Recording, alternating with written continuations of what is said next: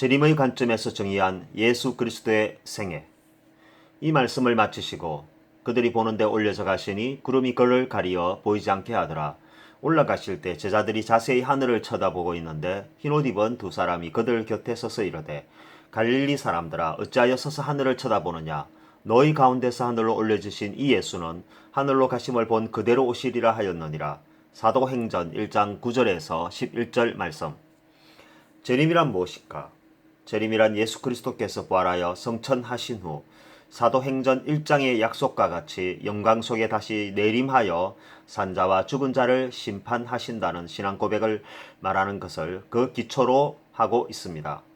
재림이라는 용어의 원어는 그리스어의 파루시아로서 도착 또는 내방의 뜻을 가지고 있습니다. 현재 그리스에서는 이 단어가 실질적인 뜻으로 쓰이지 않지만 영어에서는 기독교인들에게 특별하게 인식되어 있습니다. 그것은 예수 그리스도의 죽음을 목격한 초대 교회 성도들에게 있어서 예수 그리스도의 부활과 재림에 관한 약속은 시대와 가치를 넘어 가장 희망적인 메시지이기 때문입니다. 그러나 그럼에도 불구하고 기독교인 가운데 그 어느 누구도 재림의 시기나 양상 그리고 기대의 강약에 관하여 명확하게 알려줄 수 있는 사람은 존재하지 않았습니다. 기독교인에게 있어서 재림은 부활만큼이나 중요한 가장 핵심적인 신학임에는 틀림이 없지만 그럼에도 불구하고 재림의 시기와 조건에 관하여는 계시되어 있지 않다는 점에서 재림은 곧 기독교의 일상적인 준비라는 형태의 실제화를 가져오게 하였습니다. 그것은 일자와 연한을 분명하게 하지 않음으로써 재림은 그것을 맞이하는 사람들에게 있어서 항상 도래할 수 있는 현재성과 미래성을 함께 가지고 있는 독특한 현상을 인식시키는 중요한 텍스트가 되었습니다. 분명한 것은 언제인지는 알 수 없으나 최후의 심판날이 가까워지고 있다는 것, 그 때문에 우리의 환경과 생활과 역사적 배경과 상관없이 신앙적, 윤리적 준비를 항상 하고 있어야 한다는 확신은 이 시대의 일반적인 경향으로 자리하게 된 것입니다. 사도행전 1장 9절에 나와 있는 부활 성천에 관한 장면은 누가복음 24장 50절에서 51절에도 묘사되어 있는 내용과 일맥상통하는 것이었습니다. 예수님의 부활 성천에 관한 역사적이고 초현실주의적인 장면에 관하여 성경학자들 간에도 많은 이견이 있어 왔습니다. 그러나 부활을 성경에 나와 있는 문자적으로 해석하여 수직상승이라는 현상적 상황으로 올라가기보다는 지각이 가능한 상태에서 지각을 초월하는 상태로 변하는 장면을 시각적인 형태로 묘사한 것이라고 보는 견해가 지배적입니다. 그것은 천국은 우주 내의 어떠한 특정한 위치나 지점에 있는 것이 아니라 인간의 이해를 초월하는 상태 또는 영역을 말하는 것이기 때문입니다. 부활에 관한 여러 가지 논쟁의 중심에서도 변하지 않는 것은 예수 그리스도가 십자가에 매달려 죽으시고 그들에 의해 장사되어 3일이 지난 후 다시 살아나셨으며 40일이 경과한 후 많은 사람들의 정원 속에서 부활하셨다는 역사적이고 영적인 사실입니다. 흥미로운 것은 그토록 고대하던 메시아가 이 땅에 오셨음에도 불구하고 정작 메시아를 기다리던 사람들은 그를 알아보지 못했을 뿐만 아니라 그를 십자가에 못 박고 죽음에 이르게 하였다는 사실입니다. 그리고 그것은 부활이라는 이름으로 죽음의 장벽을 깨뜨리시는 대사건으로 이어졌음에도 또다시 이 땅에 남은 고난과 가절을 던져놓고 성천하셨다는 것입니다. 1000년이 넘는 세월 동안 그들이 믿는 구약 성경을 통하여 사실적으로 묘사되었던 메시아를 학수고대하였음에도 그를 알아볼 수 없었던 것은 무엇 때문일까요? 그리고 하필이면 다른 사람도 아닌 메시아를 기다리던 사람들에 의해 메시아가 죽을 수밖에 없었던 까닭도 이해할 수 없는 장면인과 동시에 그렇게 오신 메시아가 또다시 부활 성천하여 이 땅을 떠난 것과 그렇게 떠난 분이 기한을 정하지 않은 채 또다시 오되 이번에는 심판을 도래한다는 것은 무엇일까요? 우리는 이러한 난해하고 해석하기 어려운 문제들과 직면하면서 특히 심판을 도래하여 임하실 예수에 대하여 직접적인 연관성을 가지고 있다는 측면에서 연구해 볼 가치를 가지게 됩니다. 우선 재림을 논할 때 빠뜨릴 수 없는 것이 바로 메시아와 예수님의 초림 그리고 예수 그리스도의 생애와 부활입니다. 이것은 서로가 다른 카테고리를 갖고 있는 것처럼 보이지만 실상은 하나의 고리로 연결되어 있는 예수님의 영원성을 설명하는 가장 중요한 가치가 되었습니다. 사실상 메시아는 천지 창조로부터 시작된 역사적이고 구원사적인 필연적인 것이었습니다. 메시아는 단지 그것을 기다리는 것이 목적이 아니라 그분과 함께 도래하는 새로운 역사의 시작을 보고 싶은 체험자들의 소망입니다. 예수 그리스도가 미래라면 메시아는 예수 그리스도를 갈망하는 과거 또는 현재의 사람과 그 사람 속에서 끊임없이 살아서 생존하며 역사하는 하나님의 형상이라고 설명할 수 있습니다. 바로 그러한 내재된 속성에는 그분을 기다리는 사람들의 기대라는 장점이 있는가 하면 그 기대의 내용의 위험성이라는 단점도 함께 있어서 기대의 내용이 메시아를 형상화하고 도식하여 무엇으로 단정하고 결정함으로써 메시아를 한정하게 되는 오류를 범하게 된다는 것입니다.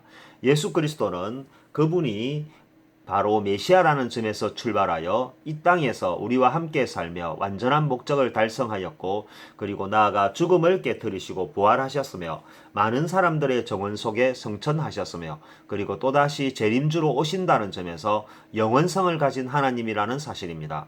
그래서 예수 그리스도를 설명할 때 이 땅에서 사셨던 기록만으로 그분의 삶을 단정할 수 없고 천지창조 이전에 영원 전부터 계셨던 하나님의 역사와 함께 시작되었고 지금도 우리와 함께 하시며 앞으로도 영원토록 함께 하실 분이라는 것입니다. 이것이 재림 예수를 기다리는 사람들에게 있어서 그분을 준비하며 기다려야 하는 목적이 됩니다.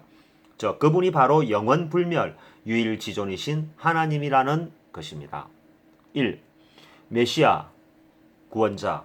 우리들이 신앙하는 예수님은 구약 성경에서 지목하는 바로 그 메시아였습니다. 창세기와 출애굽기를 거쳐 시편에 이르기까지 구약에 기록된 거의 모든 성경에는 예수 그리스도의 출생을 예고하는 징후들이 곳곳에 내재되어 있었습니다. 그 가운데 이사야서에서는 예수님의 탄생으로부터 모든 장면들이 비교적 상세하게 기록되어 있습니다. 다른 모든 성경에서 나뉘어져 있는 예수 그리스도에 대한 흔적들을 이사야 선지자는 마치 눈앞에서 보는 것처럼 실제적으로 묘사하였습니다. 그래서 그리스도의 모형이었던 메시아를 설명하는 데 있어서 이보다 더 가치있고 중요한 것은 없을 것이라는 확신으로 이사야서를 선택하였습니다. 이사야 성경은 그것을 기록한 이사야 선지자의 이름을 제목에 붙여 BC 740년에서 680년경 기록된 것이었습니다. 이사야는 북이스라엘이 아수르에 멸망한 시기에 살았던 선지자였습니다. 그는 우시야, 요담, 아하스와 히스기야의 통치기에 하나님의 말씀을 전가하였으며 생애의 대부분을 예루살렘에서 기가하였습니다. 이사야 선지자의 기록은 다른 성경과는 달리 성경 전체의 흐름을 말해주는 작은 성경 전서와 같은 것이었습니다. 이것은 예수 그리스도와 관련된 예언서와 같은 역할을 하면서 많은 사람들의 주목을 받았습니다. 이사야서는 신약의 로마서와 함께 성경의 핵심축을 이루는 보배와 같은 성경이었습니다. 이사야서는 흔히 신구약의 요약본이며 거울과 같은 것이라고 불리워지고 있습니다. 성경 전서가 66권의 책으로 구성되어 있는 것처럼 이사야서도 66장으로 구성되어 있습니다. 성경이 구약 39권과 신약 27권으로 구성되어 있다면 이사야서 또한 1장에서 39장까지를 전반부로 40장부터 66장에 이르는 27장을 후반부로 묘사하고 있습니다.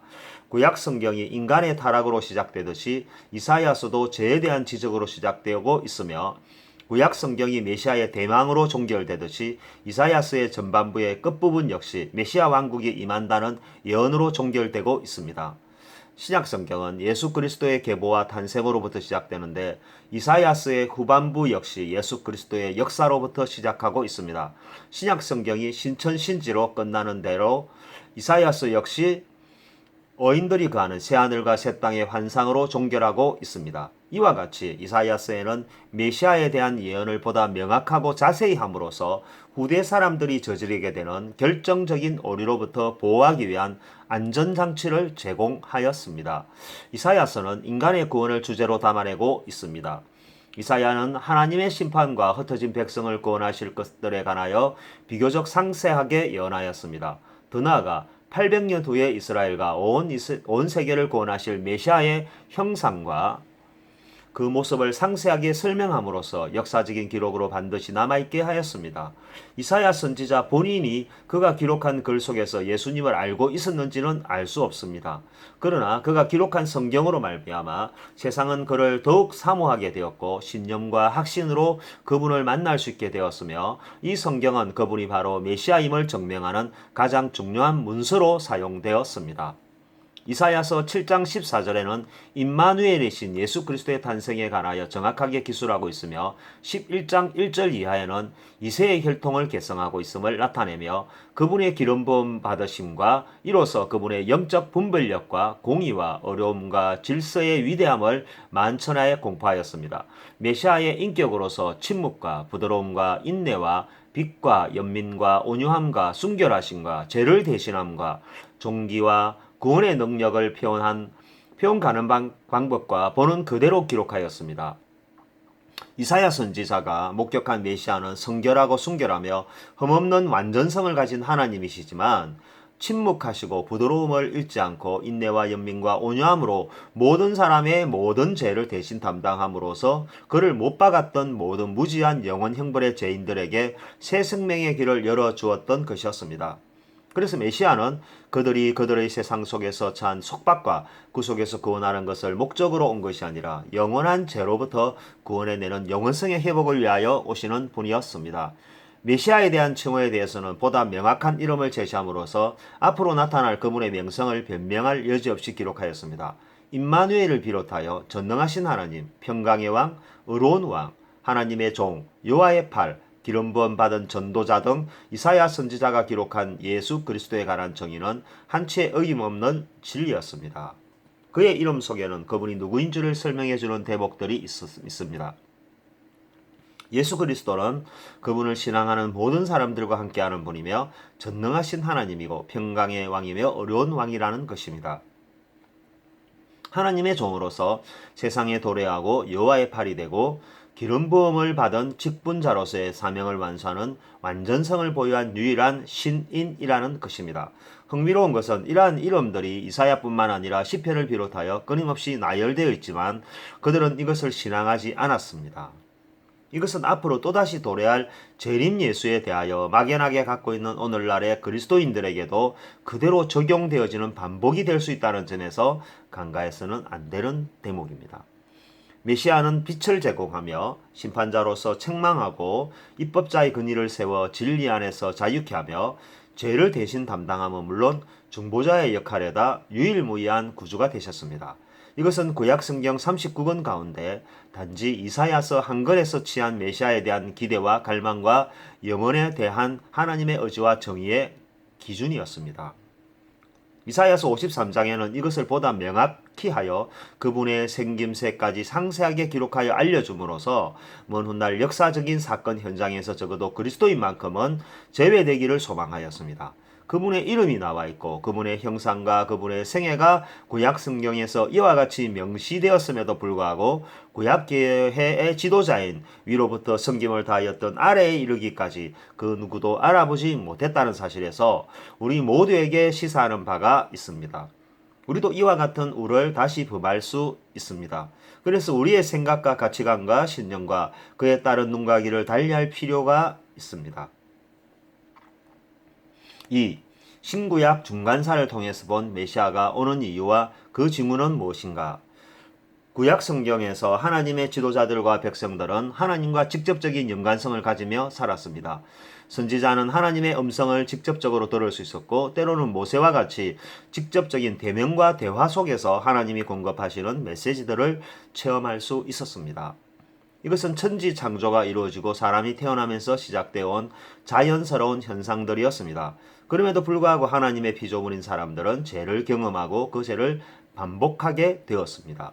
이러한 범죄로 말미암아 사람들에게는 에덴 동산에서 쫓겨나는 첫 번째 경고로부터 노아의 방주와 바벨탑 사건과 출애굽과 소돔 고모라 성의 멸망에 이르기까지 수없는 경고가 이어졌습니다. 그러나 사람들은 이러한 하나님의 진노와 경고에도 불구하고 죄를 중단하지 않았습니다. 오히려 그들은 하나님을 원망하고 불신하며 저항하였습니다. 하나님 앞에서 득죄하고도 부인하고 거짓말로 순간을 모면하려 하였습니다. 사람들 가운데 어려움은 만나기 어려워도 죄는 언제나 함께 있는 그림자와 같은 인생이 되었습니다. 이것은 하나님의 뜻이 아니었습니다. 그래서 하나님의 의와 진리와 정의를 바로 세우는 작업이 필요하게 되었으며 그것은 시간이 지체되고 흘러갈수록 더욱 강한 욕구로 다가왔습니다. 이스라엘 백성 가운데 이러한 죄의 문제를 고민하는 사람들이 선한 선지자를 비롯하여 택한 백성들 사이에서 번져나가기 시작하였습니다. 당시 최대의 선진 경제 도시였던 소돔과 고모라 성에서 의인 10명을 찾아내지 못하여 멸망에 이르게 되었던 뼈저린 과거를 내리속에서 잊어버릴 수가 없게 되었습니다.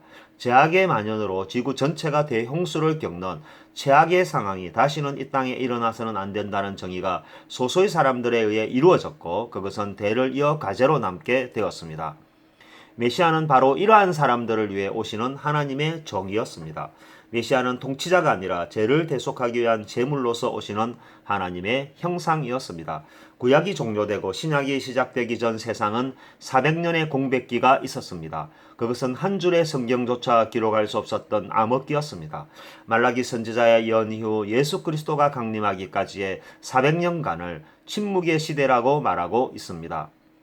기나긴 시간 동안 이스라엘에는 영감받은 선지자와 지도자들이 출현하지 않았으며, 페르시아와 그리스와 로마 제국과 같은 열강들의 틈바구니 속에서 이스라엘은 조용할 날이 없이 분쟁의 중심에서 고난을 겪고 있었습니다. BC 539년 페르시아 제국의 지배로부터 시작된 이스라엘의 고난은 헬라 문화의 영웅이었던 마게도냐 왕국의 알렉산더 대왕의 통치와 이집트와 시리아를 지배한 알렉산더 대왕의 후계자들의 계속되는 지배구조 하에서 전통적인 유대 종교 의식은 그 본성을 잃어가며 시대와 사상의 조류에 따라 변질되기 시작하였습니다. 그 후 마따디아 제사장의 혁명으로 그의 셋째 아들인 마카비에 의해 유대는 독립을 맞는 듯 하였지만, BC 63년 또다시 로마 제국의 통치 아래 복속됨으로써 이스라엘은 새로운 국면을 맞이하게 되었습니다. 흥미로운 것은 페르시아 왕조의 지배하로부터 시작된 이스라엘의 고난에는 고난만 있었던 것이 아니었습니다.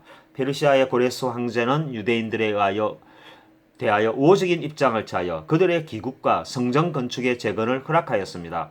페르시아는 150년간의 통치 속에서도 특별한 제재 없이 자신들의 종교와 제사를 지킬 수 있도록 허락하였고, 통치의 방식도 정치적 통치를 겸한 대제사장을 유대인에게 맡김으로써 자치권과 그에 따른 자율성을 부여하였습니다. 그러나 동시에 이러한 자율적 통치를 위임받은 대제사장의 권력하에 집중으로 말미암아 그 속에는 항상 시기와 음모, 책략과 살인이 자행되는 제약이 남바였습니다.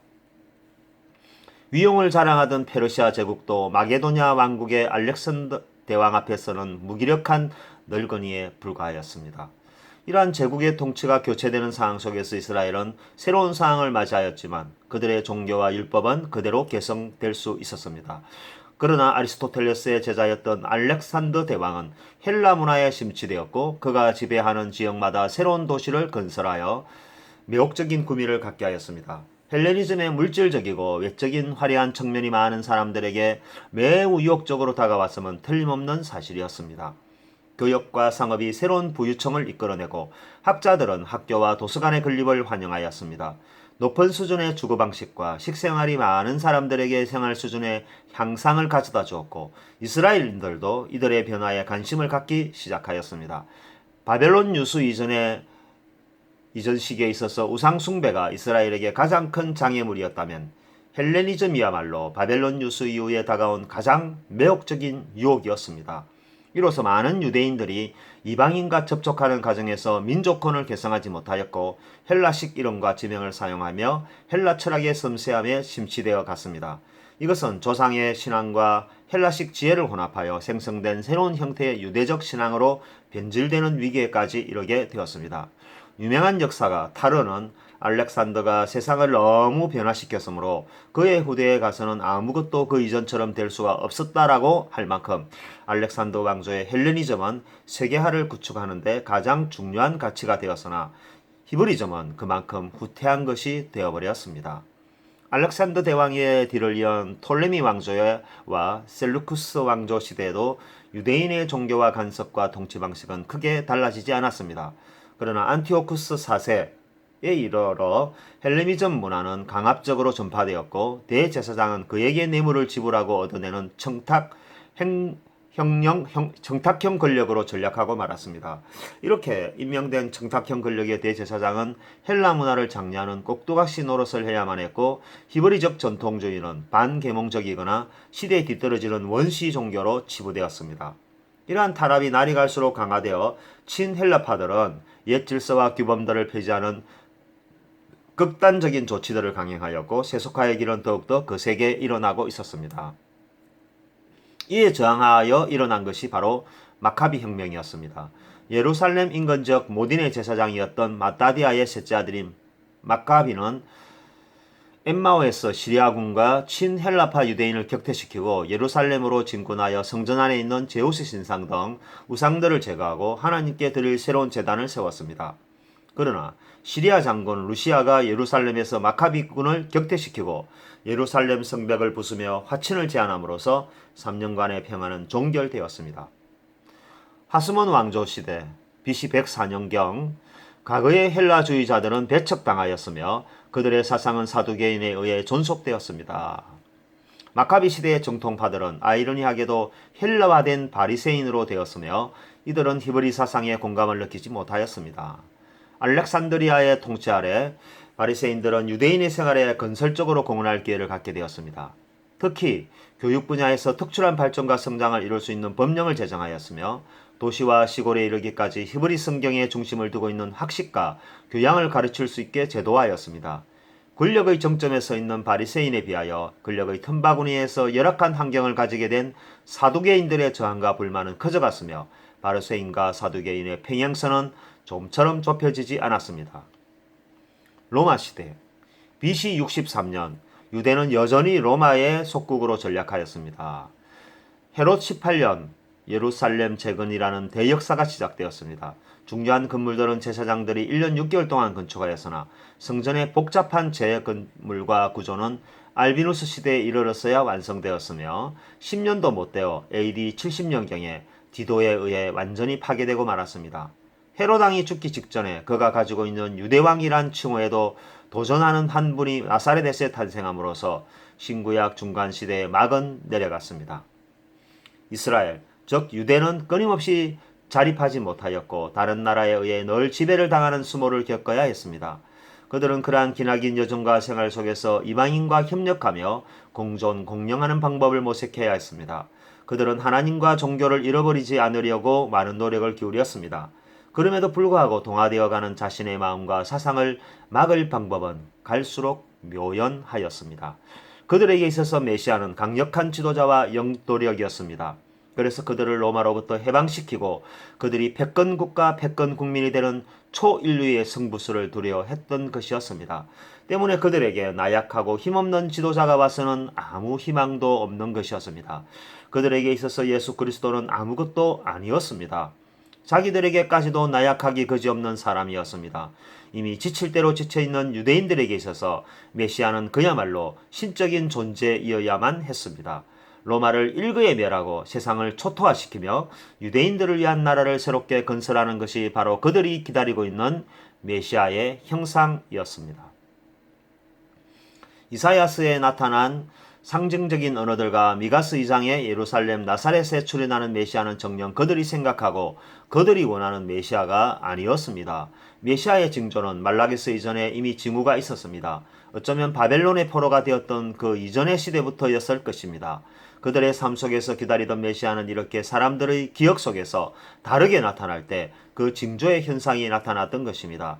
그들이 세속화 과정을 밟아가고 그 과정에서 새로운 세상과 접목되어 메시아에 대한 염원이 점점점 희미해져 갈 때 메시아는 그들이 원하지 않는 하나님의 방법으로 이 세상에 출현한 것이었습니다. 메시아는 세상을 멸하기 위해서 온 것이 아니었습니다. 세상에서 고통받고 있으면서 회개의 자리에서 멀어져 가는 자기 백성들을 위해서 온 것이었습니다. 그들이 기대하는 천국을 위하여 그들에게 남아있어서는 안 되는 죄의 문제가 해결되어야 했습니다. 메시아는 바로 이러한 천국의 기대 속에 대망하는 사람들을 위한 구속사였습니다. 세상을 변화시키고 로마를 평정하고 유대인들을 위한 새로운 나라를 건설하는 것이 메시아의 목적이 아니었습니다. 바로 잘못된 목적 때문에 유대인들은 메시아의 징후를 잃어버렸고 그들이 생각하는 새로운 정치 군사적 초유의 리더자를 메시아로 여겼습니다. 너무 오랜 세월 동안 그들을 구속하였던 식민지 시대가 그 원인이었지만 그것으로 면죄부가 된 것은 아니었습니다. 요셉에 의하여 애굽으로 이주한 이스라엘 백성들은 그곳에서 400년 동안 노예로서의 삶을 살게 되었습니다. 그렇게 살려고 애굽으로 간 것이 아니라 부와 행복을 누리려고 떠난 삶이었습니다. 그러나 결과적으로는 그들뿐만 아니라 그들의 후손들에 이르기까지 수백만 명의 사람들이 바로의 무릎 아래 바로의 왕국 건설에 동원되어야만 했습니다. 그리고 하나님의 사람 모세가 그들을 이끌어내었을 때 그들의 대부분이 불평과 불만이 계속되었지만 그래도 모세를 따라 애굽을 떠나 가나안이라는 아무런 정보도 없는 곳으로 가족과 함께 떠났습니다. 그들은 수많은 기적을 목격하게 되었고 하나님이 주시는 양식으로 단 한 끼의 굶주림도 없이 가나안으로 긴 여행을 떠났습니다. 그리고 지금 그와 유사한 상황을 맞이하는 시점에서 바리새인과 사두개인들은 모세보다도 몇천 배나 강한 메시아를 대망하였습니다. 그들이 성경을 신앙하지 않았던 것이 아니었습니다. 그럼에도 불구하고 그들은 메시아를 모세와 비교할 수 없는 강한 지도자로 인식하였고 그로 인하여 돌이킬 수 없는 역사의 죄인이 되었습니다.